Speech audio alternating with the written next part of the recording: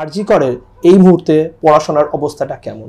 Choice list যখন হয় যে কোন কোন কলেজে তুমি ভর্তি হতে চাও, তুই আরজি করকে রেখেছিলিস।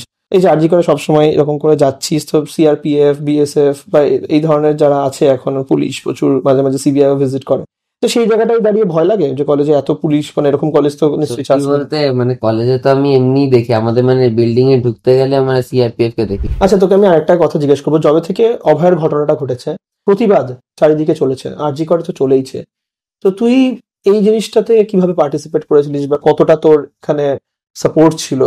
সত্যি বলতে জিনিসটা তো মন থেকে কেউই মেনে নিতে পারছে না। এবার ব্যাপারটা হচ্ছে, তার প্রতিবাদেই অনেক কর্মসূচি আমাদের এখনো চলছে। তারপর আমাদের মাঝে মাঝে এরকম কর্মসূচি কলেজ থেকে আয়োজন করা হয়। যে এখন প্রেয়ার্স মিট বলে কিছু আয়োজন করা হচ্ছে আজিকর মেডিকেল কলেজে, তো এই প্রেয়ার্স মিটটা কি? ক্রাই অফ দ্য আওয়ারের সামনে এসে আমরা ওখানে একটা প্রেয়ার মিট অ্যারেঞ্জ করি। এই যে একটা নতুন মেডিকেল কলেজ, সেখানে ক্যাডাবেরি কোট, সেখানে হচ্ছে হোয়াইট কোট সেরেমনি, প্রথমবার গলায় স্টেথোস্কোপ পরা, এই জিনিসগুলো কেমন এক্সাইটিং ছিল তোর কাছে?